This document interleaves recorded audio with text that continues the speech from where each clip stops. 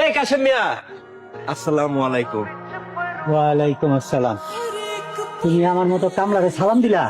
তুমি একজন শিল্পী বাপ, তোমার সালাম দিতে হবে না? তোমার পোলা তো অনেক বড় শিল্পী হয়ে গেছে এখন। কি কইতাছো? আমার বলে শিল্পী হইছে?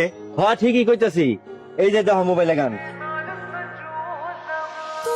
হ, এই যে আমার বলে রতন, আমার বলে রতন কই থাকে? ঢাকা, এখন বড় বড় জায়গায় গান করে। সত্যি কইতাছো? হ, মানুষ টিকিট কেটে তোমার পোলার গান শুনে। তুমি সেই শিল্পীর বাপ, চলো তোমার চা খাওয়াই।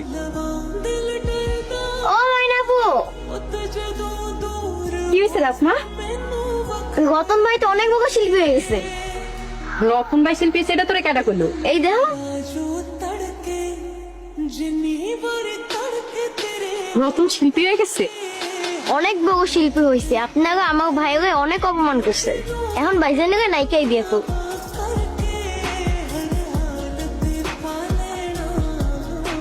আমারে বিয়া করণ লাগবো না। তুমি শিল্পী হইছো, তোমার স্বপ্ন পূরণ হয়েছে, এটাতেই আমি অনেক খুশি। আসসালামু আলাইকুম আজা স্যার। ওয়ালাইকুম আসসালাম।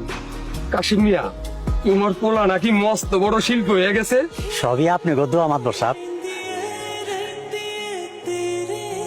তোমার পোলা আমাকে গর্ব। এই শিল্পীর বাপ তুই আমার উপর ছাতা ধরছস কেন? কাশিম মিয়া, তুমি আমার একটা কাজ করে দিবা। কি কাম মাদবর সাহেব? 1 মাস পর নির্বাচন, তোমার পোলারে বলবা আমার নির্বাচনটা করে দেওয়ার জন্য। আমার কই তুইব কেন? আপনি কইলে তৈব। তুমি জানো না রতন এখন কত বড় শিল্পী, তুমি কত বড় শিল্পীর বাপ।